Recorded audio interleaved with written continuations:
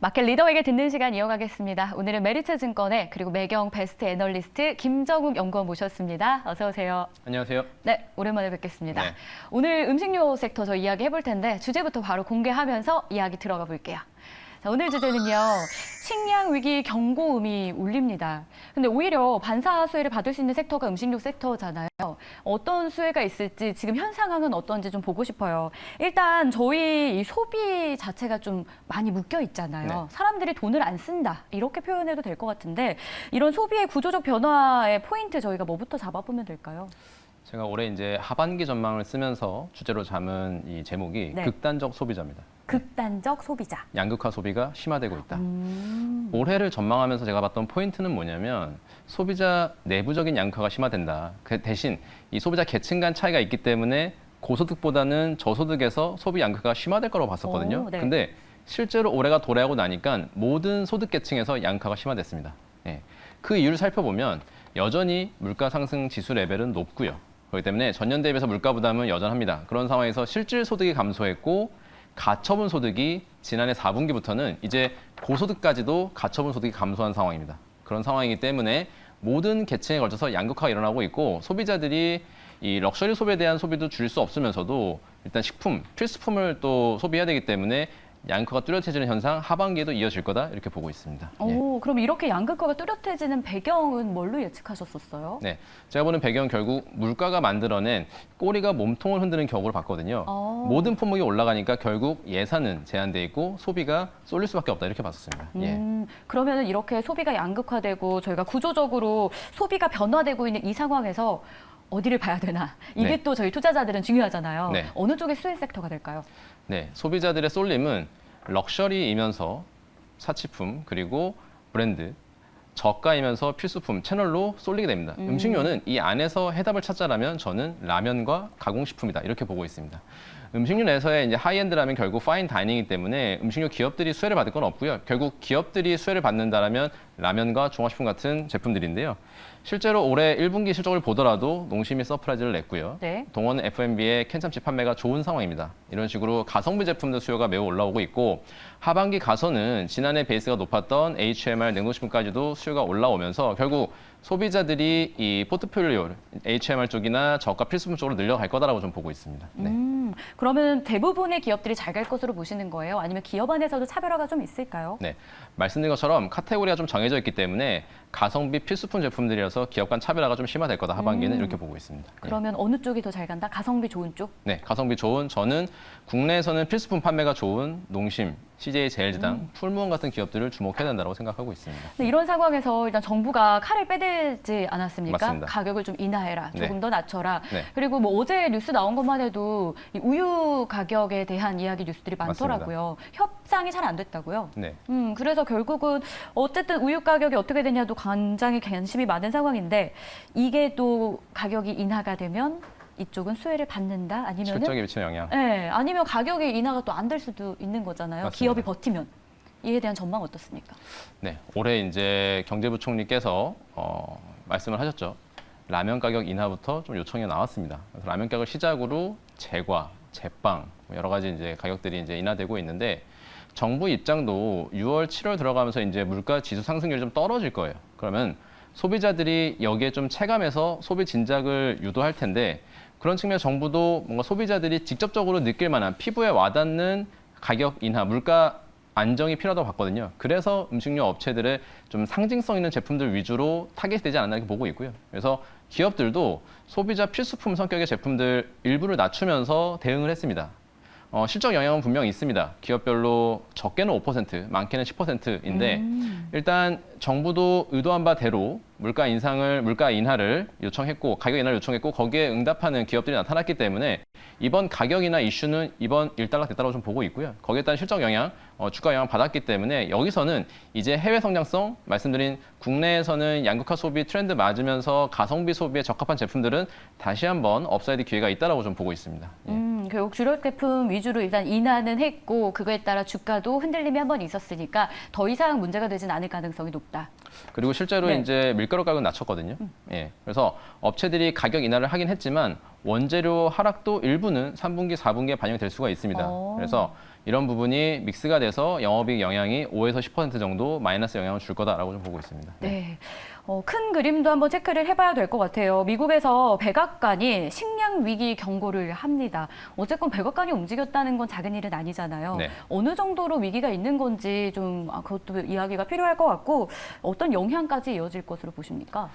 사실은 이게 이제 러시아가 흑해 무역 협정을 탈피하면서 계약을 이제 협정을 하지 않으면서 불거진 건데요. 러시아 이슈 때문에 곡물가가 이제 들썩이곤 있습니다. 네. 근데 우리가 살펴볼 거는 러시아 이슈로 곡물가가 가장 많이 흔들렸던 거는 22년 초입니다. 당시에 전쟁이 생기면서 전쟁 이슈 때문에 우크라이나 이슈 때문에 밀가격이 폭등했고요. 밀가격이 오버슈팅하면서 전반적인 곡물가 상승을 했는데 우리가 봐야 될 부분은 그 이후로 러시아 이슈는 곡물가에 미치는 영향은 계속 좀 미미해 왔습니다. 민감도가 떨어진다는 거죠. 결국 이제는 생산, 그다음에 수요, 작황이 중요해질 텐데 올해는 기상이변 이슈로서 이제 라니냐 이슈가 많이 좀 불거지고 있습니다. 네. 그래서 엘니뇨 이슈가 많이 불거지고 있습니다. 작년은 라니냐였고요. 근데 엘니뇨가 오게 되면 특징은 곡물가 측면에서는 이 원단가가 올라갈 수가 있고요. 그리고 이 북미하고 남미는 사실 엘니뇨가 왔을 때 작황은 양호해집니다. 비가 좀 많이 오기 때문에 걱정이 되는 부분은 인도 동남아 쪽에 이제 가뭄이거든요. 네. 그 영향으로 원단가 오를 수 있기 때문에 2015년, 10년 사례가 그랬습니다. 오. 원당이 많이 올라가고 옥수수, 대두, 소매가 안정화된 모습. 그래서 올해 같은 경우도 지금 러시아 이슈 때문에 곡물가에 대한 민감도 이제 우려 상황이 있긴 하지만 중요한 거는 중순 이후에 나올 우리가 확인할 수 있는 작황 데이터, 공급 데이터고요.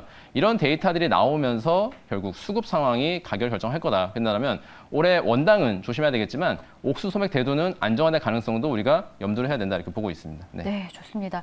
그러면 북미 시장에서 선전하고 있는 K푸드의 이 위치도 한번 알아볼까요? 네. 어쨌든 국내 시장에서는 소비자들이 돈을 잘 안 쓰니까 네. 어려움이 있을지 모르겠지만 글로벌 시장에서는 잘 나가고 있다고 하더라고요.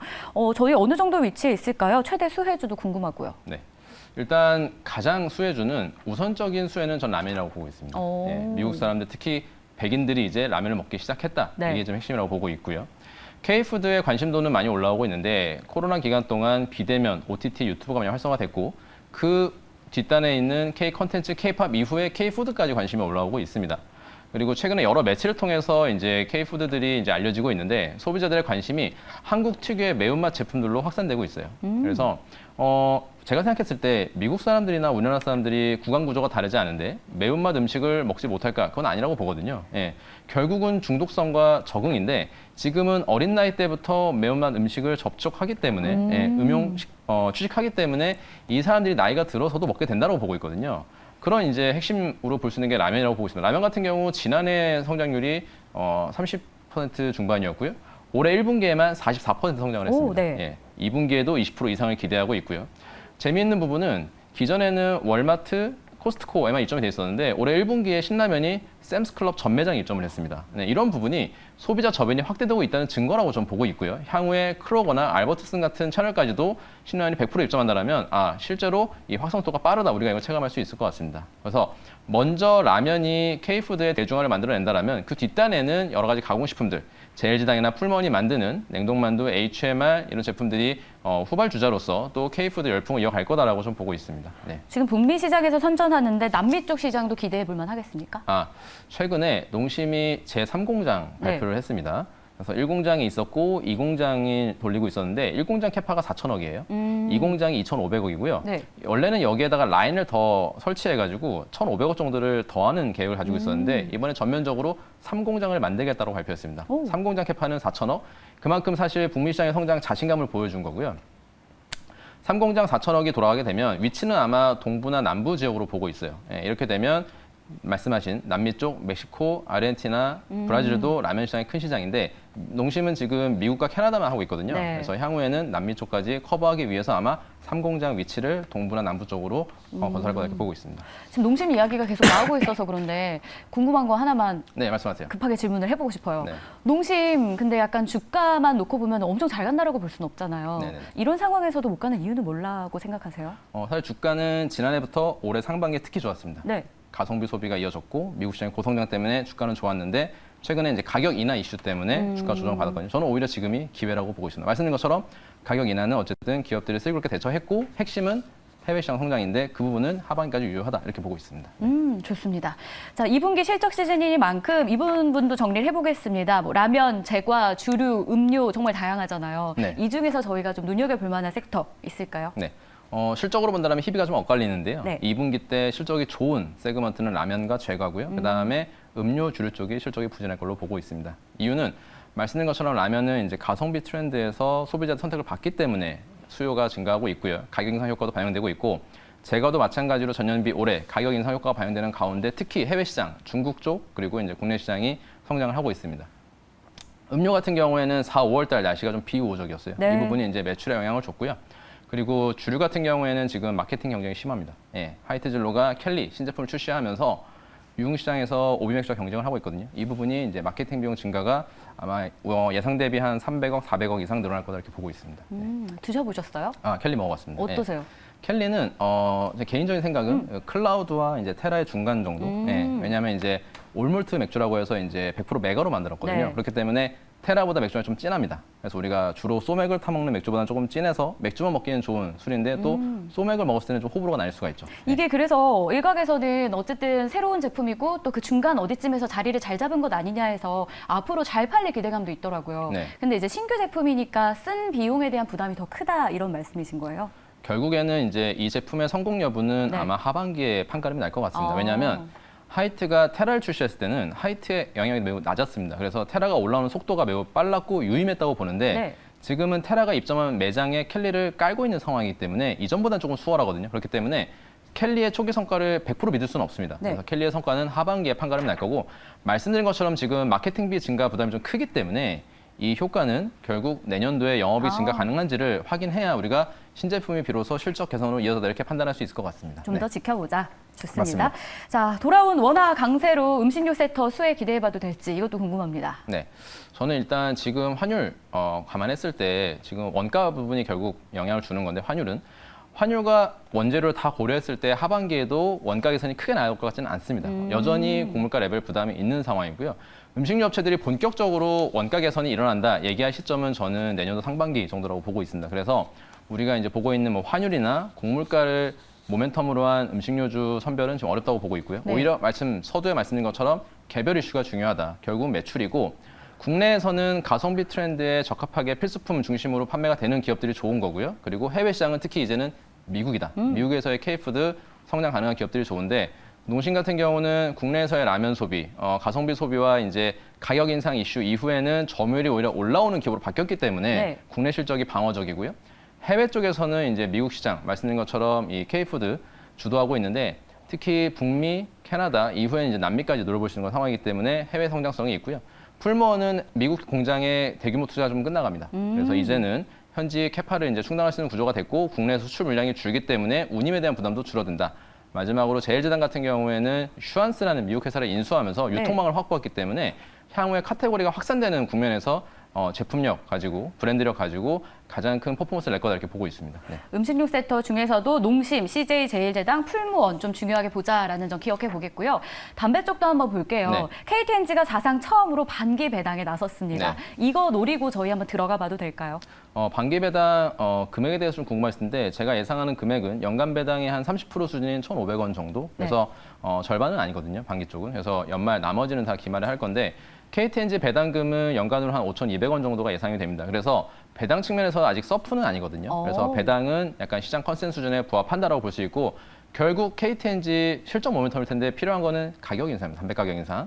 근데 앞서 말씀드린 것처럼 경제부총리부터 일단 물가 안정을 요구했기 그렇죠. 때문에 단기간 내에 가격 인상은 어렵습니다. 결국 내년도 총선이 끝나고 나서야 논의가 시작이 될 거고요. 하반기에 논의가 된다면 아마 24년 말이나 25년도에 담배 가격 인상 가능성이 있다고 보고 있고 이때 기업들이 어떻게 가격 전략을 피냐에 따라서 ASP가 올라갈 수 있기 때문에 그때 담배 쪽은 주목해보자 이런 생각입니다. 네. 지난 출연 때도 총선을 좀 보자 담배 가격 인상을 이야기해 주셨는데 여전히 동일한 의견이셨고요. 맞습니다. 그 전까지는 뭐 인상될 가능성은 없다라는 점 저희가 참고해 보도록 하겠습니다. 지금까지 메리츠증권의 김정욱 연구원이었습니다. 오늘 말씀 고맙습니다. 감사합니다. 네, 준비한 소식 다 전해드렸습니다. 저희는 다음 주 이 시간에 다시 찾아오도록 할게요. 시청해 주셔서 고맙습니다.